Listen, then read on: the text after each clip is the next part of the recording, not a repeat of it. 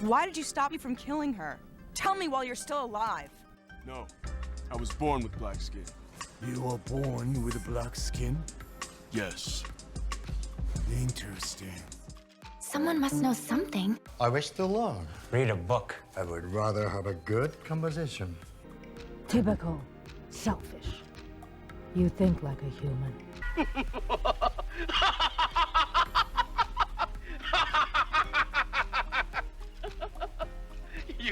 I have enjoyed this conversation in English. Welcome to Japanese History Hidden in Our Screens. My name is Jon Combey, and I'm a public historian. This is the show where I put a podcaster through their paces as they discover Japanese history through the lens of popular media and film. And our guest this week is Vincent Kenny of the Hikikomori podcast. Hello. Your podcast follows a lot of modern Japanese history and true crime.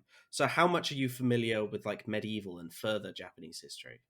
I've touched upon the Meiji Restoration quite a lot, just because it seems to be the most seminal moment in Japanese history. I dare say it's still feeling the effects today. But I would say further back than that, probably not a whole lot of familiarity there. So that's perfect, because what piece of TV or film did I get you to watch this week for the show? Seven Samurai. Seven Samurai from 1954 is the classic movie by Kurosawa Akira. It is widely considered one of the greatest, most influential films of all time in modern filmmaking. Film critic and historian Stephen Prince calls it the clearest precursor of the modern Hollywood blockbuster. If a team has to come together from a variety of personalities to achieve a certain goal, it's Seven Samurai. It's Ocean's 11 with swords and sandals, yeah. Our question for today's show is, what does Seven Samurai tell us about the era it depicts? And how does it do that? Well, there's only one way to find out. But first, Vincent, what was your impression from watching the movie? You know, I remember watching this about 15 years ago, and I hadn't really thought about it much since, despite the fact that I've been doing film discussion and Japanese history podcasts, which honestly I really should have thought about this more. But coming to this with fresh eyes, I was kind of shocked at the amount of class discussion that's evident in the film, mainly because I guess when people talk about Seven Samurai, they're usually talking about it in terms of editing style and effect on cinematography and overall film structure. But I hadn't really heard people talk much about the content of the film, and I have to say it's kind of shocking compared to, say, modern Japanese politics or the kind of rose tinted lens that the Japanese tend to look back at with at samurai history. So yeah, this is it was really confusing, but in a really good way. We will get to all of that in today's show. And by the way, I will say, there is a quiz at the end. Oh dear. So pay attention, everyone. Now, not only do we have the wonderful Vincent here with us, but also you'll be hearing my interviews throughout the show with two historians. They are Dr. E. Taylor Atkins of the University of Northern Illinois, and he's an expert in Japanese popular culture. Indeed, his book, A History of Popular Culture in Japan, has been a key resource for more than just one episode of this series. There is also a second edition coming out this autumn, so hashtag not a plug. Our second historian is the super Dr. Alexander Bennett of Kansai University, an expert in Bushido studies and samurai culture. He holds the rank of Kendo Kyoshi 7th Dan and has recently translated the Hagakure, one of the key pieces of traditional samurai literature, into English. So Vincent, are you ready? After those two plugs, I am definitely not up to that task, but otherwise I am ready, yes. Then let's look at the history behind Seven Samurai. The movie, thankfully for me, specifically mentions when it takes place. Yeah. It takes place in 1586. Yeah. To put it into context for our international listeners, Queen Elizabeth I is on the throne of England. The English colony at Roanoke in modern-day North Carolina is struggling as the first attempt to found a permanent English settlement in North America. The Dutch wars for independence are going, well, kind of strong, and the reign of Abbas the Great marks the zenith of the power for the Safavid Persia, controlling land from modern-day Turkey to Afghanistan. So you might know the term, it's quite a popular one, but do you know what period of Japanese history we are in? I want to say it is near the start of the Edo period, right?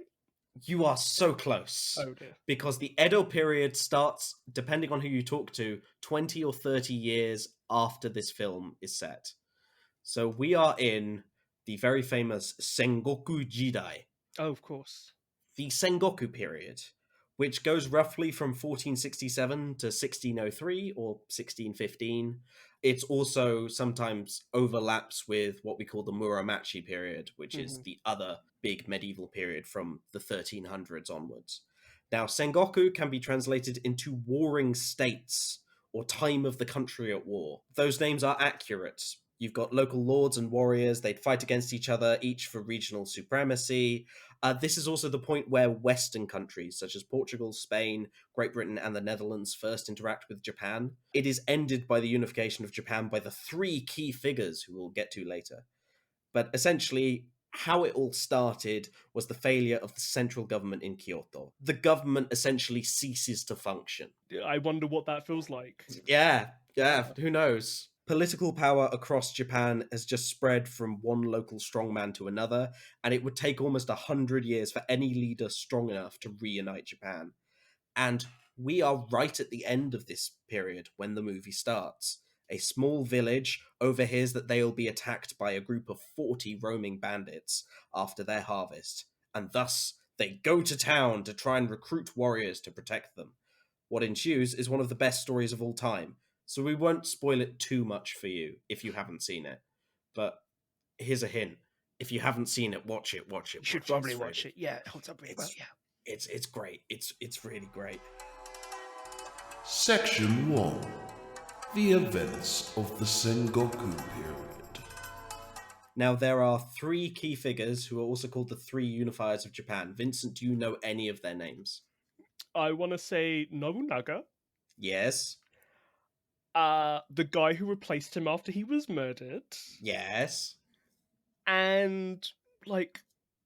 Oh gosh, I can't even think of a third. The first one is Oda Nobunaga, who is the main person who is seen as like the first unifier of Japan. He is assassinated by a man called Akechi Mitsuhide in 1582. And he is replaced by Toyotomi Hideyoshi. And the one after him is Tokugawa Ieyasu. It's his family that then reigned throughout the Edo period. How did I miss Tokugawa? Which is sometimes called the Tokugawa period. Yeah. The really big important thing we have here is who these leaders are and the importance of a leader. We're going to listen to Dr. Alex Bennett talk to us a little bit about honor. In fact, loyalty in medieval Japan was very much a on and off contract. You would change your allegiance very easily depending on what was at stake. And the onus was very much on the warlords themselves to be people who that would be respected and followed, because it wouldn't take much for a samurai to become treacherous or just completely move to another army. Does that surprise you in any way, Vincent? If you had asked me that like 15 years ago, I would have been very surprised. In my adventures in Japanese history, I have to say, no, that no longer surprises me. The concept of the honorable samurai has long dissipated from my eyes. It is, I think the warrior class in any culture across Earth, I think, could find the exact same parallels. This is also the time, regardless of honor, it's where we get guns in Japan. And you see guns in the movie. Guns had been a staple of Japanese warfare since the 1560s. There is some research I've come across that says at the end of the 16th century, so around this point, Japan contained more guns than the rest of the world combined. I did not know that. That's crazy. Because not only are guns being imported from the Portuguese, they are making their own guns as well. All these big armies that we're talking about at the end of this period are dominated by firearms. Indeed, Oda Nobunaga is one of the main leaders who emphasizes this use of guns. It's also extraordinary to me that the presence of guns in Japanese history is always sold as the death of honor. You know, the noble samurai can be taken down, and also its presence. You know, it being a threat to the samurai caste system. That they're no longer seen as these indelible warriors. Now you can have a peasant shoot down a samurai. Um, but yeah, just the concept that there's so many of them as well, and that they're just so plentiful. In my mind, they weren't as prevalent until the 1800s, but yeah, I guess that's just it's more how history is sold to us later. Oda Nobunaga is, of course, killed in 1582, so then there is fighting between two generals, Tokugawa and Toyotomi, for supremacy until 1584. Mhm. Toyotomi also has to conquer the rest of Japan. He is the ruler of Japan at the time of the movie. But he wasn't able to claim the big title. He Mhm. wasn't able to be shogun. He is then known then and now in much of Japanese history as the Kampak, which broadly translates to as advisor or imperial regent. We think of towns and villages at the time of maybe just being playthings of lords. Like, what do you think when you saw like the village? It feels kind of desolate, right? Even if these people were doing well, they were certainly still at the bottom of social hierarchy. And the scene at the beginning when the villagers are just sitting around in utter despair, realizing that no help is going to come, that there's no daimyo to send in an army, that like they'll tax them but they certainly won't help them, is uh yeah, I believe that to be entirely accurate, uh and heartbreaking as well. Because they're still reuniting Japan at this time. Their lord thing might be hundreds of miles away with the majority of the soldiers. Like, this is also quite weird because up until about 10 years before this movie takes place, this is probably one of the best times to be a peasant or a farmer in Japan. Fantastic, yeah. The Sengoku era was almost a perfect time for villages or towns to be semi independent. If you were a village and your lord is fighting another lord or fighting another guy, and you're not directly in the way of the fighting, you tend to get ignored. Yeah, yeah. You're left to your own devices. You get many towns that almost like clump together in self defense contracts called Iki. So basically, large towns such as Sakai, which is known now more as like Osaka's kind of sad, smaller cousin. Hmm. That's a great description. However, by the time of the movie, the Iki have been subdued by local lords. Many of the ones that are left have connected themselves to Toyotomi. He's got a lot of stuff on, he's probably not answering our texts for that reason.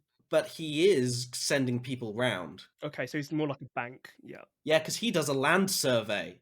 And there's a big one in 1583 where they go to measure every single field in Japan. All I can think of is huge tracts of land. If you think of the Doomsday Book, someone is actually in control and goes, I own all of Japan. What does that actually mean? Mm-hmm. The village itself is maybe a little. Usually, you might have one or two like more well-to-do farmers that are like the center of the village. That more people. This could be any kind of village. We have a problem for all our trained peasants as well, because 2 years after the movie takes place in 1588, something happened called the sword hunt. Okay. Because if you are in charge, Vincent, what do you not want all the peasants to have? Weapons. Got to suppress that revolt before it even happens. Exactly. And also, arguably, stop all the banditry as well. Yeah, I guess. Because you can't be a bandit if you don't have a sword. And also, if you're a farmer, also says maybe they're a samurai. Now you've got to choose. Yeah. Which one do you want to be? People start to be registered as well. Because when you send people around, you go, well, you own this field. Who are you? So you then recognize who people are and where they live. So it becomes more difficult to become a bandit, because if you're a bandit, you still need to go and buy things. You need to be in the system. Mm. And also it stops people like Toshiro Mifune's character from like being the son of a farmer and then claiming to be a samurai. Yeah. All this really, it kind of shows me that this is more advanced than feudalism. I think a lot of people think of here's feudalism, and then here's the end of feudalism. But this is kind of like feudalism 1.5, you know. This is, yeah, that the kind of registered ordered feudalism. It's definitely development, and it's a system, and it, as Mm. anything, it will change wherever you are in Japan. All your ronin, or the term for wandering samurai, you have to go to a castle town because you have to be linked to a lord who will give you some kind of money or take up some kind of work. And the population of Japan at this point is roughly 12 to 17 million. Okay, that's quite a healthy population. It's about double that of Tudor England at the same time. Not to mention the cultural variance from one side of the country to the other is going to be enormous. Exactly. It's Japan, big place. Yeah, about the size of Germany, right? It's about the same size of Germany. It's a big place. It's a very big place. Section 2. What is a samurai? So, a little bit about the main thing that we associate with samurai, honor, from Taylor Atkins. At what point does honor just become excessive pride? You know, the willingness to get into a fight because somebody looked at you cross-eyed. That's why daimyo had to create rules and laws that would punish both sides in a conflict, because they were fighting all the time. And what were they fighting over? You know, imagined disses. This the whole honorable samurai. Yeah, it's toxic masculinity in the 1500s, you know? So, I'm going to give you a very quick potted history of what the samurai are. They appear around the 11th to 12th century. Origin still debated. Generally, they start as a form of local landlord. They start to develop family groups called ie, or like a house, which is different to how we would view like a medieval house in, say, medieval British history, is that the house also includes those who work for the main family. And this role of power and class, it quickly evolves as the court officials go, okay, we'll use you to do stuff. But turns out the trained soldiers don't particularly like being told what to do. More of that honor system, yeah. Exactly. So the family, known as the Taira, they end up gaining control over the imperial court in the late 12th century. And this culminates in a civil war called the Genpei War in 1185. And from then on, the samurai class essentially rule Japan up until the 1870s. A lot of this time, we think of samurai honor, it's used for myth making.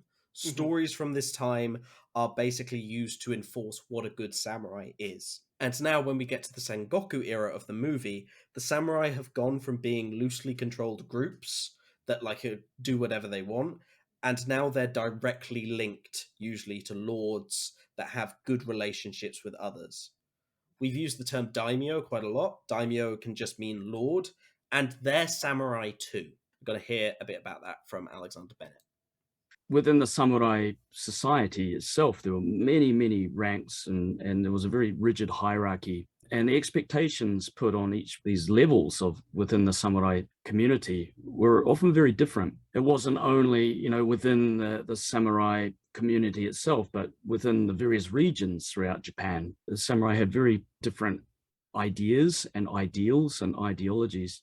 I think if I hadn't kind of been into Japanese history, then that certainly might have. It does sound, the perception given of the samurai overseas is definitely that they were just, warriors that either were hired by a lord or roaming around with, babies on their backs looking extremely cool. Yeah. The thing that struck me most about that clip as well is going from the Kiwi pronunciation of like samurai to the very austere, samurai pronunciation. That was my favorite bit. We will hear more from Alex Bennett throughout the show, and he does sound great. Yeah, very compelling voice. But also, men got left over from this. Maybe they had left a house, so people move around. This is the term ronin, wandering or masterless samurai. These are what all the samurai are in Seven Samurai. They don't have a direct lord. They are for hire. This is towards the end, obviously, of the 16th century, but that work is becoming harder to find. There is less local beefs. This is part in which it's perhaps more difficult to recognize as a Westerner, but the bandits in Seven Samurai, at least the leader of them, is samurai also. Yeah, he's got the big old the half moon sigil on his helmet. This is not a fight between roaming bandits and samurai. It is samurai versus samurai.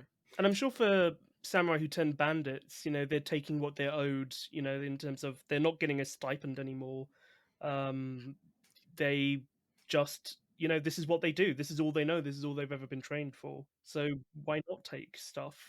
And here is a clip about what more they are trained to do. When I talk about how samurai really behaved, I talk about the invasions of Korea in the 1590s. These are people that have grown up, never knowing anything but war. Hideyoshi gets them the hell off the archipelago and into the peninsula. They're climbing over each other when they get off the boats to kill as many people as they can. They can't carry all the heads back to get, that they chop off so they can get paid. So they chop off ears and noses and bring those back. And I don't know if you've been to Kyoto and seen the ear mound where they piled them up. And they were they brought home as many as they could so they could get paid because they got paid by the kill. That's who you really want to idolize those people, because that was the general run of the mill samurai. You also get these echoes, like it's not just limited as well to feudalism as well. You get these echoes time and time again throughout Japanese history, and it's not just how they treat Korea, of course, but also later China as well. I'm thinking particularly, in the 20th century. Yeah, it is something that just keeps happening. I think it's hard to underestimate what an entire class of people that for 140 years, their one job is killing people. And then when they don't have that available, it spills over. Very quickly from that point, we're going to go into what everyone enjoys, which is weapons, because everyone loves the things that kill people.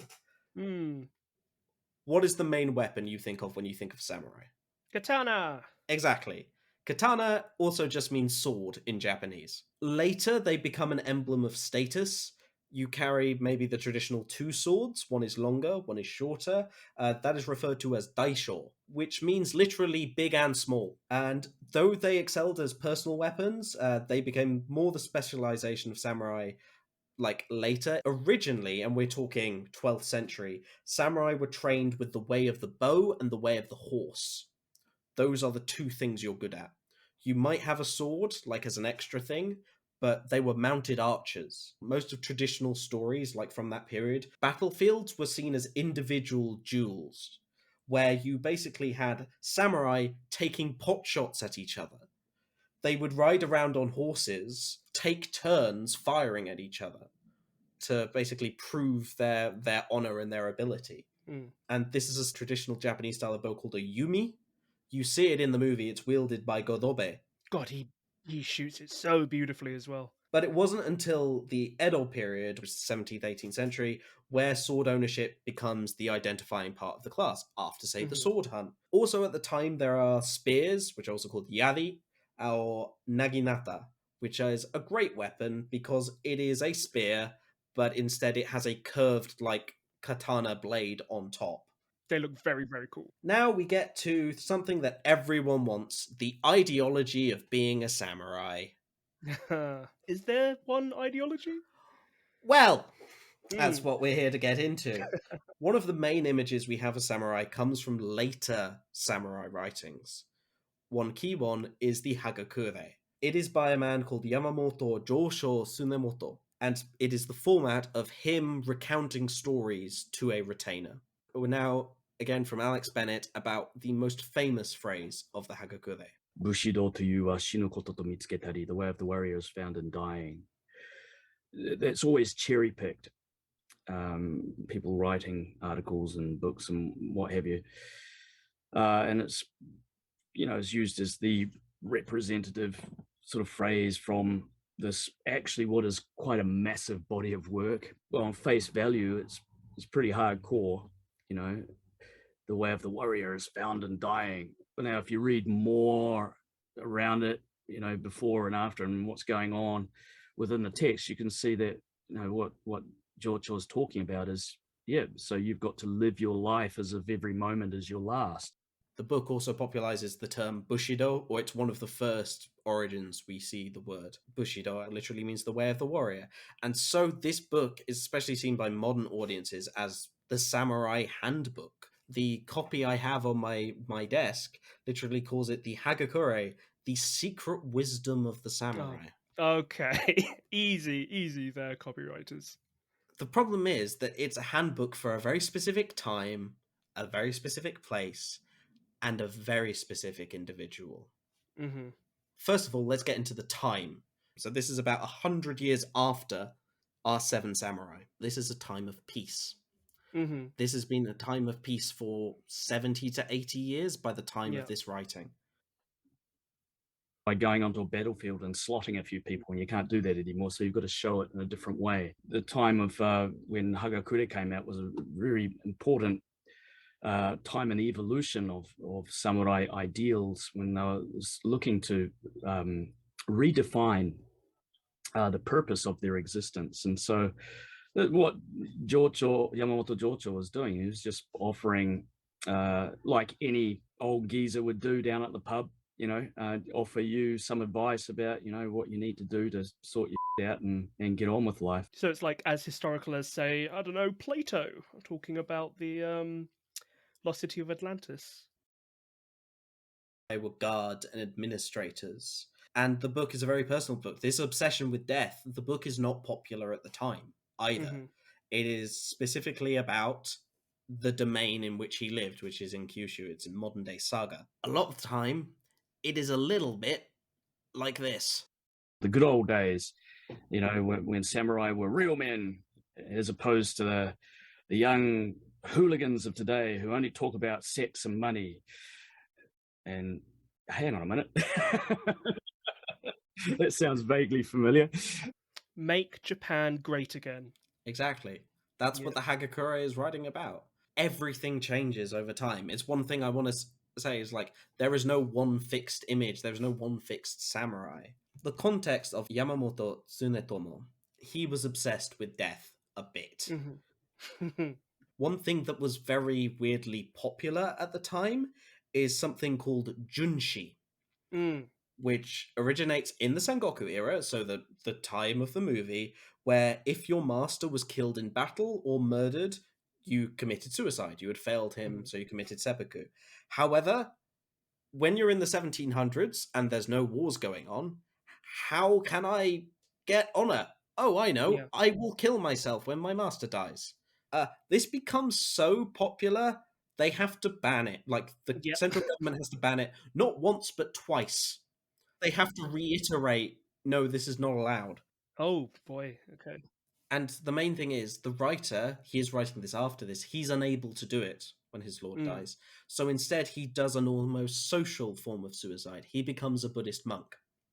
Yeah, okay. Yeah. And so this book is written while he is a Buddhist monk, basically talking to one of the younger retainers. Gosh, it's all very Freudian in a way. Yeah, it's very much creating an image. Of course, the most disturbing way it was used, was in the 20th century, particularly on the recruits in the Imperial Army. This book and many others kind of samurai books are almost like they're brought out of, like, the cupboards and they become these very popular military texts. And because it promotes the ideas of honor and loyalty to your clan leader, i.e. the Japanese government. Pocket Hagakures were published and they become very popular amongst deployed Japanese soldiers, especially during what they called the Pacific War, but World War II. It became a huge focus of criticism after the war because of its association, especially with kamikaze pilots. Because it's this idea of death. It becomes more acceptable. It becomes almost like a thing to psych yourself up for it. From a sociological perspective, I suppose it was used in the same way that religion is often used to minimize one's own death or to find some kind of positive benefit to it, just so that you can basically give your soldiers enough impetus to go out and kill themselves in the name of your country. The image of what the kamikaze thought of themselves as the samurai of the sky. As the modern owners of the samurai spirit. As Japanese people, you must embody the same desire to sacrifice your life for your lord, the emperor, and your country, your domain, if you are called to do so, as we would say, to die for king and country. And so Hagakure provided an incredibly useful and emotive sort of textbook in a way, kind of developing that mentality or encouraging that mentality, instilling fervor.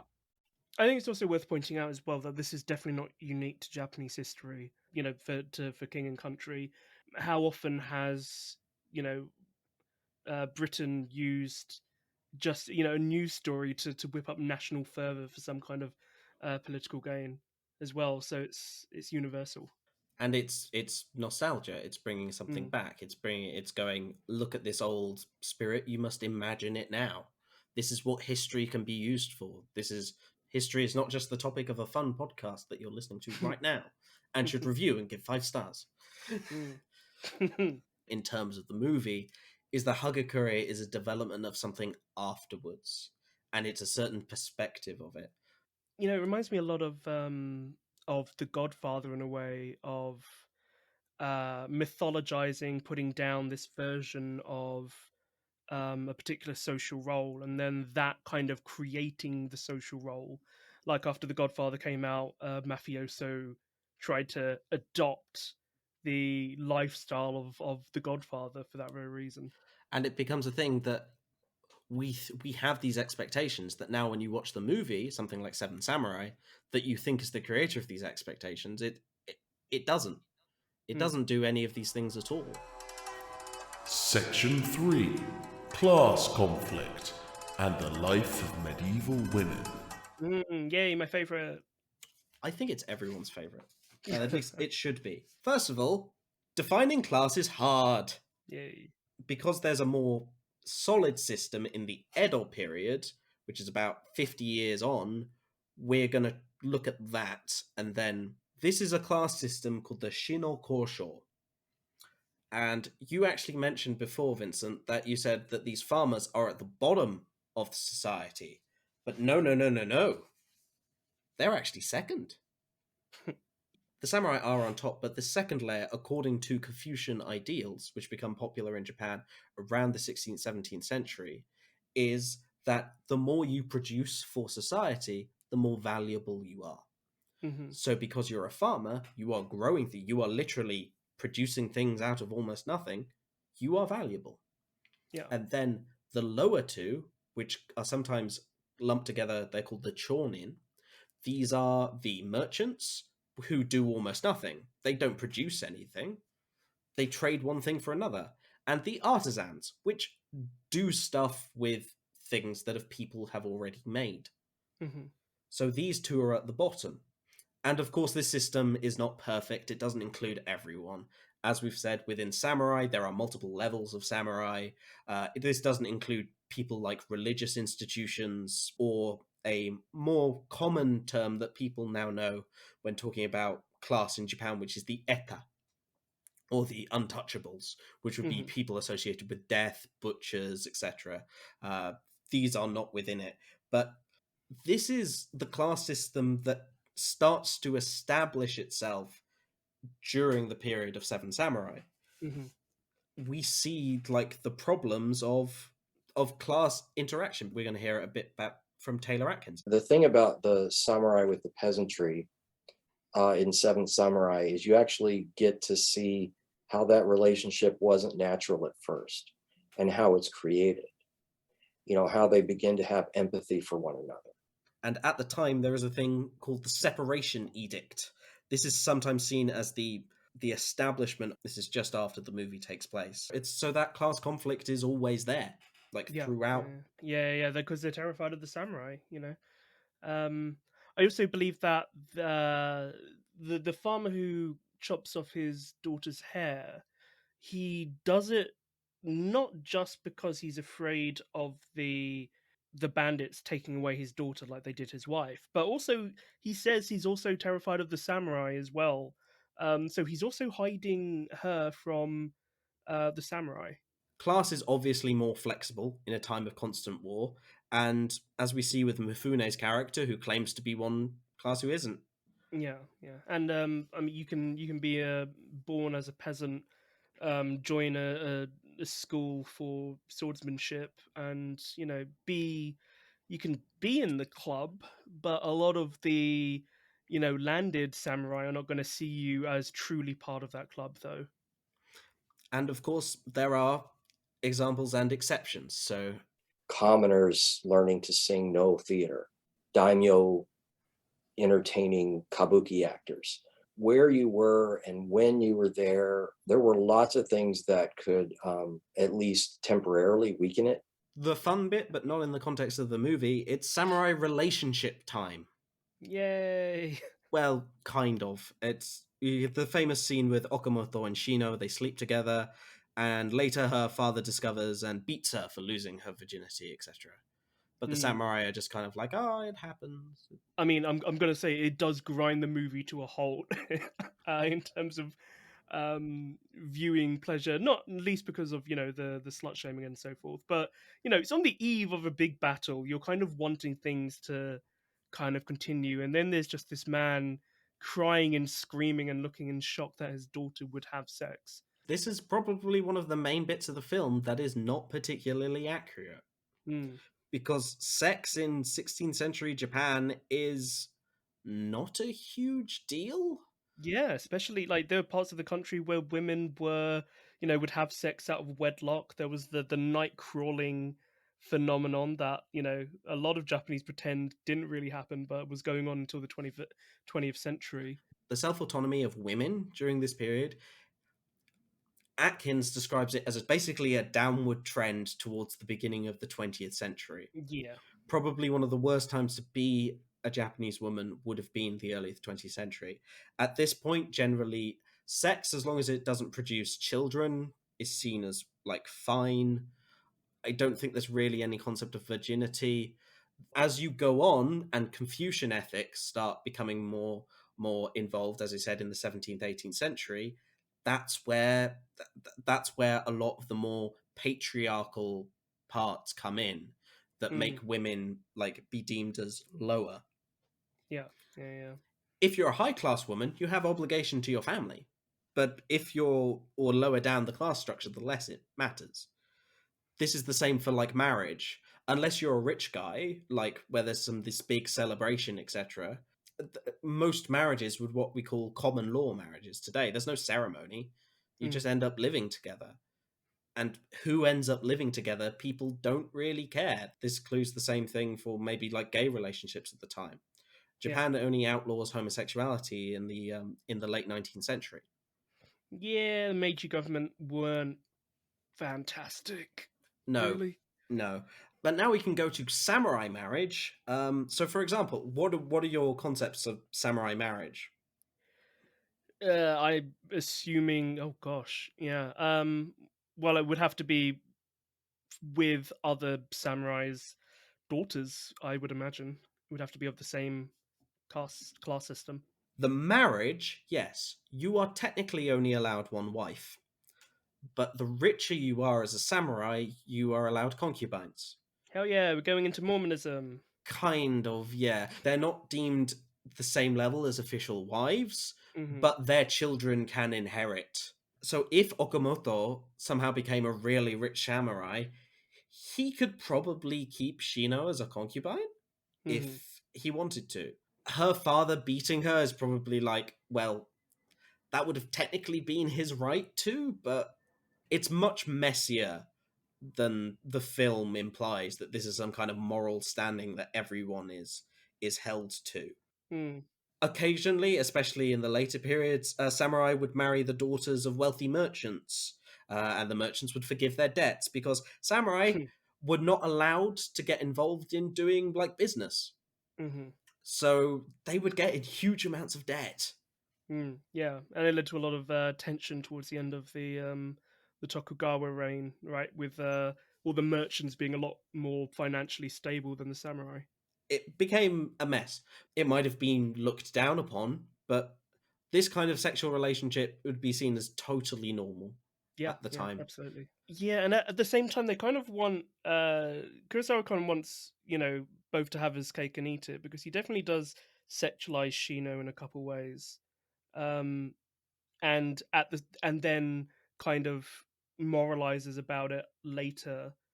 Like, well, okay, we're gonna have the first scene of her being, very dressed very lightly, let's say, like bending over, and then slut shame her later on in the film. It's definitely 1950s mentality there. Section 4. Seven Samurai on release. Seven Samurai was made in 1954 by Kurosawa, and some of us feel it's like Kurosawa is the iconic Japanese director. Mm-hmm. Japanese critics tended to think of him as the most Western Japanese director, even though in his mind, he was always making movies for Japanese people. He always made them in Japanese language. This is just after a period of the American occupation of Japan. Mm-hmm. And Seven Samurai is called something called a jidaigeki in Japanese, which literally means period drama or period play. Yeah. So, and many of these were mostly banned during the occupation because the use of samurai and bushido was used by the military government. Yeah, and MacArthur was a crazy lunatic Christo-fascist as well. We think of jidaigeki, you might think of them as like implied to be more socially conservative. You think of something like Downton Abbey. Mm-hmm. However, for a Japanese audience, it might be a bit different. Jidaigeki isn't necessarily synonymous with samurai films, but includes samurai films, were used to push very progressive causes. You would have these heroic samurai who would fight on behalf of the downtrodden, when we know that the norm was sort of a more antagonistic relationship. That's the thing that's powerful about Seven Samurai, about the Zatoichi series, The Blind Swordsman, is they're fighting for other people who can't fight for themselves, or they're training them to do it. And the boundaries that they detect between them are broken down so that they're all sitting together and eating together. I think that, like, historically, they were probably the opposite of that ideal, being used to enforce class suppression more than anything else. But certainly as like agents of rebellion and change in the media, yeah, it's romantic. I love it. That's what Seven Samurai does. It doesn't so much romanticize the samurai, but as these individuals who are good samurai. Yeah. And I really think that Seven Samurai promotes sort of the ideology of the occupation way better than it does the feudal idea. It gives each of the seven characters distinctive traits. They are all individuals. They are not sort of representations of this thing called Bushido. Now they're honorable, but you also see that the bandits are also samurai. You're not blinded to the idea that samurai were preying on the common people. In the course of their relationship with each other, each one of these samurai become better people, more empathetic people, less stuck up, if you will, less, with that sort of samurai pride. They see the nobility in these people. They see the fallibility in their own social group. The most amazing scene is the one right before the intermission, where they find this cache of armor and weapons that the farmers have taken from the bodies of samurai. And the samurai are mortally offended by it. And then Kikuchiyo puts all the stuff on, and it turns out, he confesses that he was a farmer's son. And he said, "Why do you criticize these peasants for preying on the samurai? The samurai are preying on them. What do you expect them to do?" God, the amount of affection in his voice is really contagious there. I find it so interesting as well that Seven Samurai's politics is much more of a representation of some kind of like liberalism that was happening in the 50s in Japan. I mean, the first democratically elected government post World War II was the Socialist Party, which and and there was a big social movement in like the 60s and early 70s towards the left that was, it was its demise was kind of manufactured by the American occupation, and then the the CIA funding the Democrat Party for several decades, which is the he really did touch upon my favorite scene in the film, which is Kikuchio's tirade on class differences, right? When he's not only lambasting the samurai for their perceived honor as well, but he goes on saying like, yeah, these villagers, they're weak, they're sneaky, they'll hide food from you, they have no honor, but you made them like that. And the passion in that performance is staggering. That's an enormously powerful moment. Toshihiro Mifune, who plays Kikuchio, he is one of the biggest stars of post-war Japan, and it's deserved. He is an amazing performer. That facial hair alone deserves an Oscar.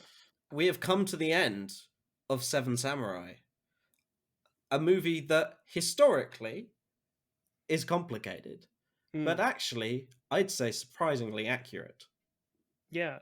Not only, of course, to the time it's trying to depict, but the time it was made as well. Yes, it is a movie that tells a story of individuals that could have existed, rather than ones that did. And so now, Vincent, it's quiz time. Oh dear God. For you and the people at home. Let me just set up a barricade outside the village, shall I? Yeah, but you've got to let me in. You've got to leave one area for me to come in. And I'm coming in with quiz questions. So, number 1, who directed Seven Samurai? Akira Kurosawa. Number 2, what period does Seven Samurai take place in? The Sengoku period. Number 3, name 2 of the 3 great unifiers of Japan. Okay, so Nobunaga Oda and Tokugawa Ieyasu. And the other one is Toyotomi Hideyoshi. Never remember it. No one ever will. What is the term used for wandering samurai? Ronin. What is the phrase that the Hagakure is most well known for? Death is noble as hell, y'all. I'll give you half a point. It's the way of the warrior is found in dying. There you go. How many main levels were there in the Japanese class system? In the Edo class system? 4. Yeah, pretty much. Being 2 different weapons that a samurai of the Sengoku era would use. The katana and the spear. Yes, or yari. Yeah, would have also accepted guns, bows and arrows. Naginata. It's anything you want. What was the job of the guy who wrote the Hagakure when he was dictating it? I guess he would have been a masterless samurai, really. So wouldn't he have been a ronin? He took social seppuku. He became a monk. Oh, of course, I forgot that. Yeah, damn. After the movie is set, what does the leader of Japan have a hunt for? Swords. The Kanpak sword hunt. And how many wives could a samurai have? As many as, well, the one main one, and then as many concubines as his charisma could get him, I guess. Exactly, 1. 1 is the correct answer there. So well done. You have got 8.5 out of 10. Yay. How well did you do at home? Post in the comment. I'm a telepath, so feel free to just think it really hard. And did you beat Vincent? Please don't beat Vincent. How good do you think Seven Samurai was as a historical film? Let's grade it. Let's give it a grade. Oh, I gotta go for an 8.5 out of 10 then. If I same score as me, really. Yeah, I mean, it obviously does have the effect of some rose tinted glasses.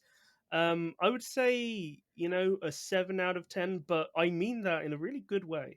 7 is high for me. I will remain impartial. Thank you for letting me hang myself on my score first. Exactly. And where can we find you, Vincent, if we want to find more from you?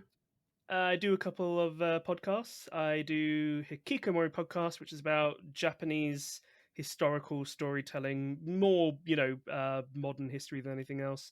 I also do a podcast about Final Fantasy called Final Fan Service, and also a horror film review podcast called Not Another Film Podcast. All of the details can be found at Sequence Pod on Twitter. Wonderful. And I will put all that information as well in the show notes. Thank you very much. We will have more information on our website, which is japanhiddenhistorypodcast.com. There you can read some more in-depth information about the things I've talked about this week, and you can start your own research into Japanese history if you're so inclined. We are also on all relevant social medias. The links will be in the description. But make sure you tune in next week as we break down Yasuke, the story of the Black Samurai and the first foreign samurai.